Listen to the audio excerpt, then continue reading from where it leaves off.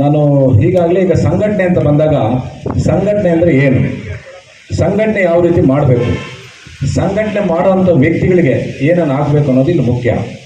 ಈಗ ಯಾರೋ ಒಬ್ಬರು ಒಂದು ಪಾರ್ಟಿ ಇನ್ನೊಂದು ಮತ್ತೊಂದು ಅಂತ ಎಕ್ಸಾಂಪಲ್, ಒಂದು ಊರಲ್ಲಿ ಒಂದು ಹಳ್ಳಿನಲ್ಲಿ ಯಾರೋ ಒಬ್ಬ ಮುಖಂಡರು ಒಂದು ಪಾರ್ಟಿನ ಬೆಳೆಸಬೇಕು, ನಾವು ಸಂಘಟನೆ ಮಾಡಬೇಕು, ನಮ್ಮ ಮುಂದಿನ ದಿನಗಳ ಶಾಸಕರನ್ನ ಗೆಲ್ಲಿಸಬೇಕು ಅಂತೇಳಿ ಸಂಘಟನೆ ಮಾಡಿದ್ರೆ ಈ ಸಂಘಟನೆ ಮಾಡಿದವ್ರನ್ನ ಕಾಲೆಳೆಯತಕ್ಕಂಥವರೇ ಭಾಳಷ್ಟು ಜನ. ಇದು ನೀವು ಯಾರಾದ್ರೂ ಅರ್ಥ ಮಾಡ್ಕೊಳ್ಳಿ. ಇದು ಕೆಲವರ ಮನಸ್ಸಲ್ಲಿ ಬೇಜಾರಾಗ್ಬೋದು, ನೀವು ಸುಳ್ಳಾಗ್ಬೋದು ಅಥವಾ ನಿಜ ಆಗ್ಬೋದು. ಒಬ್ಬರು ಬೆಳಿಬೇಕಾದ್ರೆ 10 ಜನ ಕಾಲೆಳೆಯೋದೇ ಇದು ರಾಜಕೀಯ. ದಯವಿಟ್ಟು ಯಾವುದೇ ಕಾರಣಕ್ಕೂ ನಾವು ಸಂಘಟನೆಯಾಗಿ ಮುಂದಿನ ದಿನಗಳಲ್ಲಿ ನಾವು ಶಾಸಕರನ್ನ ಮಾಡಬೇಕು ಅಂದ್ರೆ ಈ ಕಾಲೆಳೆಯ ಕೆಲಸ ಬಿಡ್ರಿ.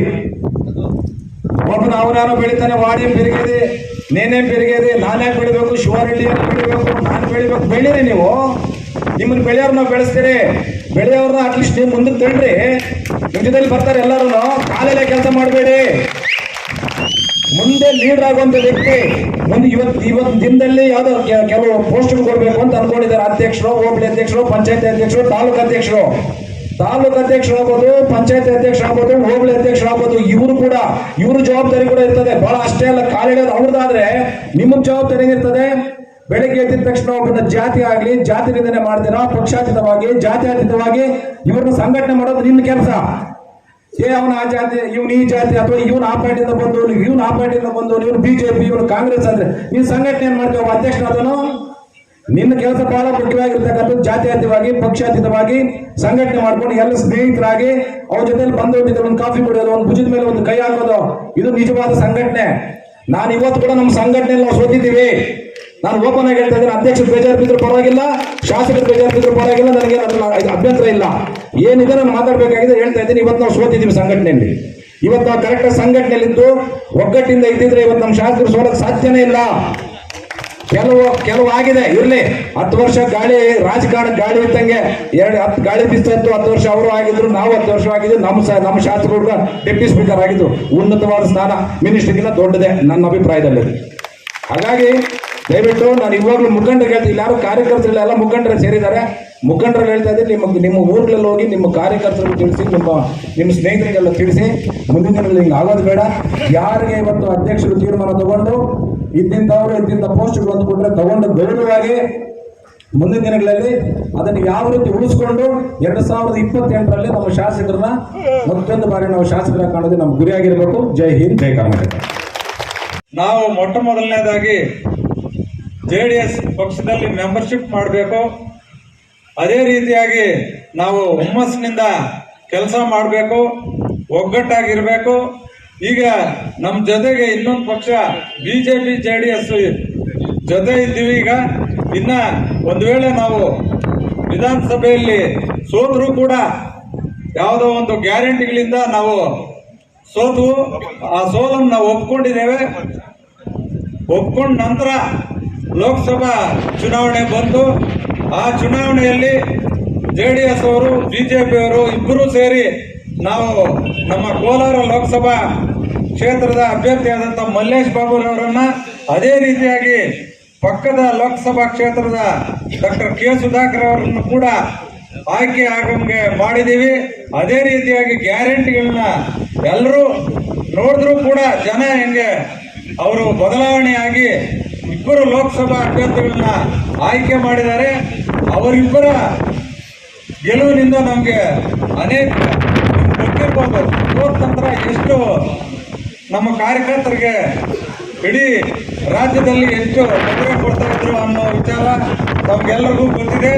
ಇವರಿಬ್ಬರು ಗೆದ್ದ ನಂತರ ನಮ್ಮ ಜಿಲ್ಲೆಯಲ್ಲಿ ನಮಗೆ ಉಸಿರು ಬಂದಿದೆ. ಯಾವುದೇ ಒಂದು ರೀತಿಯಲ್ಲಿ ನಾವು ಭಯ ಪಡೋ ವಿಚಾರ ಇಲ್ಲ. ನಾವೆಲ್ಲರೂ ಕೂಡ ಮೊಟ್ಟ ಮೊದಲನೇದಾಗಿ ಒಗ್ಗಟ್ಟಾಗಿರ್ಬೇಕು. ಈಗ ಎಲ್ಲೋ ಕೈವಾರದಲ್ಲಿ ಗಲಾಟೆ ಆದ್ರೆ ಅಲ್ಲಾದ್ರೆ ನಮ್ಗೇನಪ್ಪ ಅಂತ ಸುಮ್ಮನೆ ಇದ್ರೆ ಆಮೇಲೆ ಇರಗಂಪಲ್ಲಿಗೆ ಬರ್ತಾರೆ. ಇರಗಂಪಲ್ಲಿ ಆಗಿದೆ ಅಂತ ಬಟ್ಲಲ್ಲಿ ಅವ್ರು ಸುಮ್ಮನೆ ಇದ್ರೆ ಅಲ್ಲಿಗೆ ಬರ್ತಾರೆ. ನಾವು ಎಲ್ಲರೂ ಕೂಡ ಒಗ್ಗಟ್ಟಾಗಿದ್ರೆ ಎಂಥ ವ್ಯಕ್ತಿ ಇದ್ರು ಅವ್ರನ್ನ ಎದುರಿಸ್ಬೋದು. ಯಾವುದೇ ರೀತಿಯಲ್ಲಿ ನಾವು ಭಯ ಪಡೋ ವಿಚಾರ ಇಲ್ಲ. ಅಂತ ನಾಯಕರು ನಮ್ಗೆ ಸಿಕ್ಕಿದ್ದಾರೆ. ಸೋದ್ರು ಕೂಡ ಅವರು ಎಷ್ಟು ಆತ್ಮವಿಶ್ವಾಸವಾಗಿ ಇಷ್ಟು ದಿನ ನಮಗೋಸ್ಕರ, ನಮ್ಮ ಚಿಂತಾಮಣಿಗೋಸ್ಕರ, ನಮ್ಮ ಪಕ್ಷಕ್ಕೋಸ್ಕರ, ನಮ್ಮ ಪಕ್ಷದ ಕಾರ್ಯಕರ್ತರಿಗೋಸ್ಕರ ಹಗಲು ರಾತ್ರಿ ಇಲ್ಲಿರ್ತಾರೆ. ಅವ್ರು ಬೇಜಾರು ಪಡೋದಿಲ್ಲ. ಯಾರು ಬಂದ್ರು ಮಾತಾಡ್ತಾರೆ. ಅಷ್ಟು ವಿಶ್ವಾಸವಾಗಿದ್ದಾರೆ. ಅಷ್ಟು ವಿಶ್ವಾಸವಾಗಿದ್ದಾಗ ಅಂತವ್ರಿಗೆ ನಾವು ಕೂಡ ಧೈರ್ಯವಾಗಿ ಇರಬೇಕು. ಈಗ ಒಂದು ಎಕ್ಸಾಂಪಲ್ ಹೇಳ್ತಾನೆ. ತೆಂಗಿನ ಮರ ಹತ್ತಾ ಇರ್ತಾನೆ ಒಬ್ಬ ಹುಡುಗ.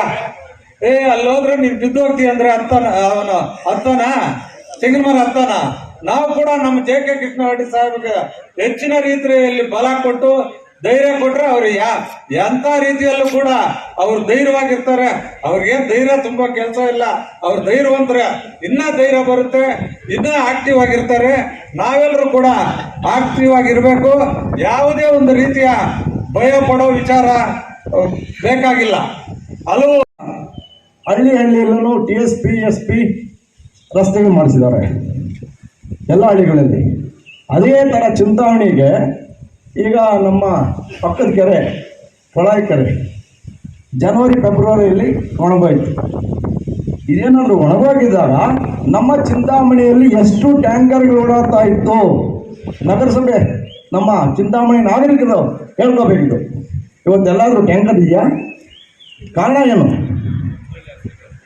ಭಕ್ತರಲ್ಲಿ ಅರಸೀಕೆರೆ ಅದಕ್ಕೆ ಶ್ರಮಪಟ್ಟು ನಮ್ಮ ಶಾಸಕರಾಗಿದ್ದಾಗ ಅದನ್ನು ಇವತ್ತು ನಾನು ಆಗಿದ್ದರೆ ಆಕಾಶಕ್ಕೆ ಏರಿಸ್ತಾ ಇದ್ದೆ ಅಂತ ಹೇಳಿದ್ರು ಮೊನ್ನೆ ನಮ್ಮ ಮಂತ್ರಿಗಳು. ನಾವ್ಯಾರು ಅಡ್ಡಿ ಬಿಡಲ್ಲ, ಆಕಾಶಕ್ಕೆಲ್ಲ ಆಕಾಶನ ಇಳಿಸ್ಬೇಡಿ ಬೇಡ ಅನ್ನಲಿಲ್ಲ. ಯಾರು ಅಡ್ಡ ಬಂದರು ನಿಮಗೆ?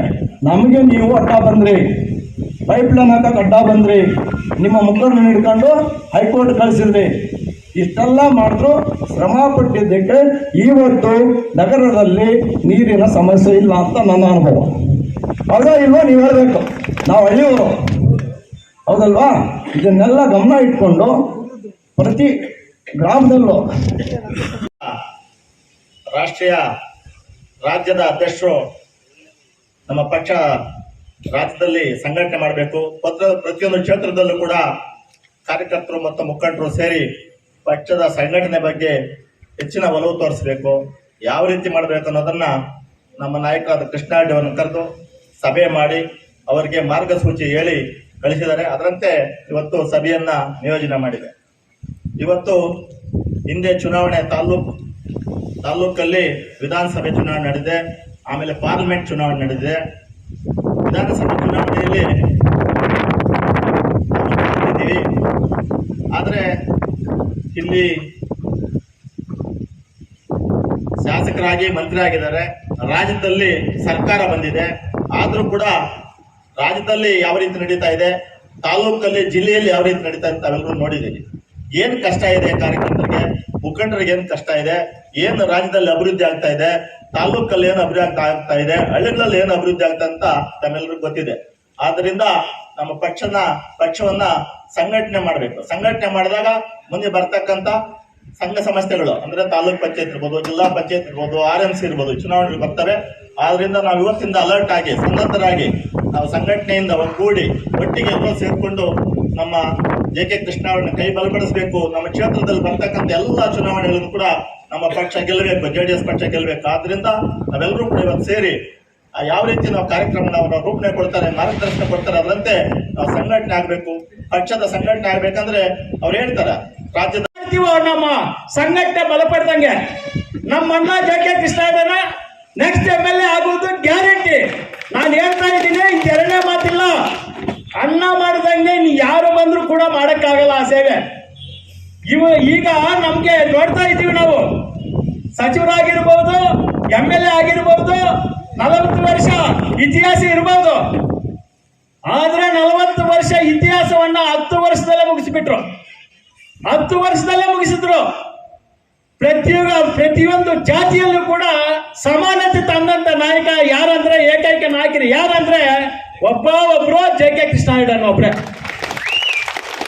ಇದನ್ನ ಮನದಲ್ಲಿ ಇಟ್ಕೋಬೇಕು ನಾವು. ಈ ಸಚಿವರಾದ ಮೇಲೆ ಕರ್ನಾಟಕ ಸರ್ಕಾರದಲ್ಲಿ ಚಿಂತಾಮಣಿ ಮಟ್ಟಕ್ಕೆ ಏನಾಗ್ತಾ ಇದೆ ಎಲ್ಲರಿಗೂ ಗೊತ್ತಿದೆ. ಬರೀ ದೌರ್ಜನ್ಯ, ದಬ್ಬಾಳಿಕೆ, ದುರಹಂಕಾರ ಮಾತುಗಳು, ಅಂದವ ಸ್ಟೈಲು.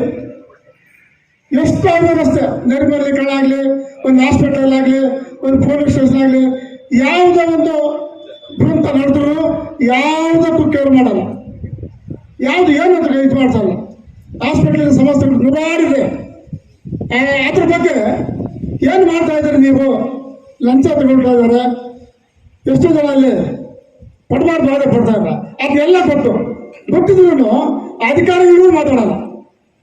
ನೋಡಿ ಯಾವ ಪರಿಸ್ಥಿತಿ ಬಂದಿದೆ. ಈ ರೀತಿ ನಾವು ಇಟ್ಕೊಂಡಿರಲಿಲ್ಲ.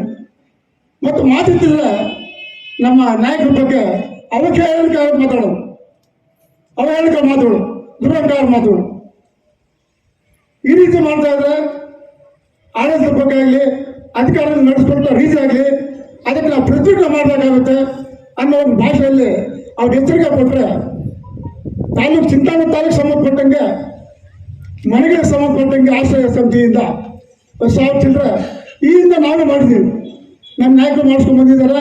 ಸೋಮಣ್ಣ ಜಾಗ ಅವೆಲ್ಲ ಅವರು ಪಕ್ಷಾತೀತವಾಗಿ ಪ್ರತಿ ಪಂಚಾಯತಿಗೆ ಅನಿಸಿದ್ದಾರೆ. ಇದರಿಂದ ನಿಮ್ಮಲ್ಲಿ ಎಲ್ಲರಲ್ಲೂ ಮನವರಿಕೆ ಮಾಡ್ಕೊಳ್ಳೋದೇನೆಂದರೆ ಚುನಾವಣೆಗಳಿಗೆ ಸಿದ್ಧರಾಗಿರಿ. ನವೆಂಬರ್ ಅಥವಾ ಡಿಸೆಂಬರ್ ಎಷ್ಟರೊಳಗೆ ಜಿಲ್ಲಾ ಪಂಚಾಯತಿ ಮತ್ತು ತಾಲೂಕು ಪಂಚಾಯತಿ ಚುನಾವಣೆ ಬರ್ತವೆ. ಅಷ್ಟರೊಳಗೆ ನಮ್ಮ ಮೆಂಬರ್ಶಿಪ್ ಎಲ್ಲ ನಾವು ಮಾಡಿಕೊಂಡು ಒಂದು 15 ಜನ ಒಂದು ಬೂತ್ ಕಮಿಟಿ ಒಳಗಿದ್ರೆ ನಮಗೆ ಮತ್ತೆ ಗೊತ್ತಾಗುತ್ತೆ ನಮ್ಮ ಪವರ್ ಏನೋ ಅವ್ರ ಪವರ್ ಏನೋ ಅಂತ ನಡೀತಾ ಇರ್ತೀವಲ್ಲ. ಇಷ್ಟು ಹೇಳಿ ನನ್ನ ಮಾತು ಮುಗಿಸ್ತಾ ಇದ್ದೀನಿ. ನಾವು ಜಿಲ್ಲಾ ಪಂಚಾಯತಿ ಎಲ್ಲ ಎಲೆಕ್ಷನ್ ಬರ್ತಾರೆ, ಅದರಲ್ಲಿ ತೋರಿಸ್ಬೇಕು ನಾವು ನಮ್ಮ ಬಲ, ನಮ್ಮ ಶಕ್ತಿ, ನಾವೇನು ಅಂತ ನಮ್ಮ ನಾಯಕರನ್ನ ಇದು ಮಾಡಿಕೊಂಡು ಅದೇ ಒಂದು ಇಲ್ಲಿಂದ ಅವರು 70 ಕಿಲೋಮೀಟರ್ ಬಂದು ನಮ್ಮೂರಲ್ಲಿ ನಮ್ಮನ್ನು ಇದು ಮಾಡ್ತಾರಂದ್ರೆ ಅವ್ರು ನಾವು ಇದು ಮಾಡಬೇಕು. ದಯವಿಟ್ಟು ನಿಮ್ಮನ್ನು ನಾನು ಕೇಳ್ಕೊಳ್ಳೋದು ಅಷ್ಟೇ. ಬೇರೆಯವ್ರು ಯಾರನ್ನು ಏನು ಇಟ್ಕೊಂಡು ನಮ್ಗೆ ಬೇಕಾಗಿಲ್ಲ. ಅವರು ಬಂದು ಯಾರಿಗೂ ಆಗಲಿ ಅನ್ಯಾಯ ಮಾಡಿಲ್ಲ. ಯಾರನ್ನ ಬಡವರು ಬಂದರೆ ಏನೋ ಈ ಗಾಯನಲ್ಲಿ ಇರೋದು ಕೊಟ್ಟಿರೋದು ಮಾತ್ರ ಅಂತ ಯಾರ ಹತ್ರ ಈಸ್ಕೊಂಡಿಲ್ಲ ಅವರು. ಕೆಲವರು ಅವ್ರಿಗೆ ನಾನು ಇದ ಮುಖಾಂತರ ಹೇಳ್ತೀನಿ, ಅವ್ರ ಅನ್ನ ತಿಂದು ಅವ್ರನ್ನ ತಗೊಳ್ಳಿ, ಅವ್ರನ್ನ ಮೋಸ ಮಾಡಿದ್ದಾರೆ ಅವರು. ಅವರು ದೇವರು ಒಳ್ಳೇದು ಮಾಡಲಿ ಹೊರತು ನಮ್ಗೆ ಬೇಕಾಗಿಲ್ಲ. ಆದರೆ ನಾವು ಮಾಡೋದು ಬೇಕಾಗಿಲ್ಲ. ದಯವಿಟ್ಟು ನೀವೆಲ್ಲರೂ ಇಲ್ಲಿ ಇವತ್ತು ಸೇರಿದ್ದೀರಿ. ಇದೇ ಹುಮ್ಮಸ್ಸಾಗ ನಾ ಮುಂದಿನ ಚುನಾವಣೆ ಬರ್ತಾ ಇದೆ. ಆ ಚುನಾವಣೆಯಲ್ಲಿ ನಮ್ಮ ಶಾಸಕರನ್ನ ನಾವು ಯಾವ ಥರ ಮೆಜಾರಿಟಿ ಕೊಡಬೇಕು, ಏನು ಮಾಡಬೇಕು ಅಂತ ನಮ್ಮ ಪ್ರಕಾಶನ್ ಅವ್ರು ಹೇಳಿದ್ದಾರೆ.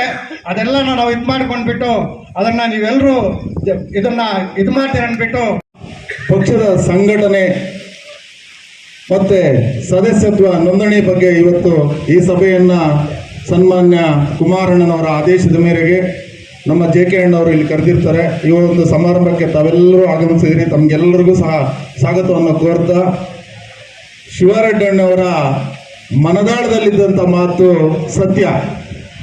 ಕಾಲೆಳೆಯುವ ಪದ್ಧತಿ ಅನ್ನೋದು, ಜೊತೆಲೇ ಎದ್ದು ಮೋಸ ಮಾಡೋದು ಯಾವತ್ತಿದ್ರೇನೋ ಅದು ಒಳ್ಳೇದಲ್ಲ ಅನ್ನೋ ಮಾತನ್ನು ನಾನು ಸಹ ಈ ಒಂದು ಸಂದರ್ಭದಲ್ಲಿ ಹೇಳೋದಕ್ಕೆ ಇಷ್ಟಪಡ್ತೀನಿ. ಸ್ನೇಹಿತರೆ, ಪಕ್ಷದ ಸಂಘಟನೆ ಬಹಳ ಮುಖ್ಯ. ಕಾರಣ, ಇವತ್ತು ನಮಗೆ ಒಂದು ಬುಕ್ ಕೊಡ್ತಾರೆ, ನಾವು ಮುಖಂಡರು ಅಂತೇಳಿ ಗುರುತಿಸ್ತಾರೆ. ನಮ್ಮ ಮುಖಂಡರು ಊರಲ್ಲಿ ಹೋಗಿ ಇಟ್ಕೊಂಡಿದ್ದು ಕೊನೆ ಗಳಿಗೆಯಲ್ಲಿ ಅಧ್ಯಕ್ಷರು ಫೋನ್ ಮಾಡ್ತಿದ್ದಾರೆ, ಒತ್ತಡ ಕೊಡ್ತಿದ್ದಾರೆ ಅಂತೇಳಿ ಯಾರೋ ಮನೆಯಲ್ಲಿ ಕೂತ್ಕೊಂಡ್ಬಿಟ್ಟು 4 ಹೆಸರು ಬರೆದ್ಬಿಟ್ಟು ಕೊಡೋದು ಇದು ಸಂಘಟನೆ ಅಲ್ಲ ಅಂತ ನನ್ನ ಭಾವನೆ. ನಾವು ಊರಲ್ಲಿ ಕೂತು ಎಲ್ಲ ಹಿರಿಯರು ಇರ್ಬೋದು, ಕಿರಿಯರು ಇರ್ಬೋದು, ಮಹಿಳೆಯರು ಇರ್ಬೋದು, ಅವ್ರು ಯಾರು ಪಕ್ಷಕ್ಕೆ ದುಡಿತಾರೆ, ನಾಳೆ ಬೆಳಗ್ಗೆ ಪಕ್ಷದ ಸಂಘಟನೆಗೆ ಇವ್ರು ಯಾರು ವರ್ತ್ ಮಾಡ್ತಾರೆ ಅನ್ನೋದನ್ನ ನಾವು ಫಸ್ಟ್ ಮನಸ್ಸಲ್ಲಿ ನಾವು ಅದನ್ನು ಊಹೆ ಮಾಡಿ ನಾವು ಕೂಲಂಕುಷವಾಗಿ ವಿಚಾರ ಮಾಡಿ ಈ ಒಂದು ಸಂಘಟನೆಯಲ್ಲಿ ನಾವು ತೊಡಗಿ ಅತ್ಯುತ್ತಮ ಆದಂಥ ಕಾರ್ಯಕರ್ತರನ್ನ ಮತ್ತು ನಿಷ್ಠಾವಂತ ಕಾರ್ಯಕರ್ತರನ್ನ ನಾವು ಗುರುತಿಸಿ ನಾವು ಪಕ್ಷನ ಸಂಘಟನೆ ಮಾಡಬೇಕಾದ್ರೆ ಈ ಒಂದು ಬೂತ್ ಕಮಿಟಿ ಅನ್ನೋದೇನಿದೆ ಇದು ಬಹಳ ಮುಖ್ಯ. ಈ ಬೂತ್ ಕಮಿಟಿ ಎಷ್ಟು, ಯಾಕಂದ್ರೆ ಪ್ರತಿಯೊಂದು ಚುನಾವಣೆಯಲ್ಲಿ ಅದೇ ಬೂತ್ ಕಮಿಟಿನೇ ಕರೆದು ಆ ಒಂದು ಊರಲ್ಲಿ ಯಾವುದೇ ZPTPS ಎಲೆಕ್ಷನ್ ಬಂದಾಗ ಕೂತು ಚರ್ಚೆ ಮಾಡಿ ನಾವು ಯಾವ ತರ ಸಂಘಟನೆ ಮಾಡಬೇಕು, ಯಾವ ತರ ಓಟ್ ಕೇಳಬೇಕು ಅನ್ನೋದಕ್ಕೆ ಈ ಒಂದು ಬೂತ್ ಕಮಿಟಿ.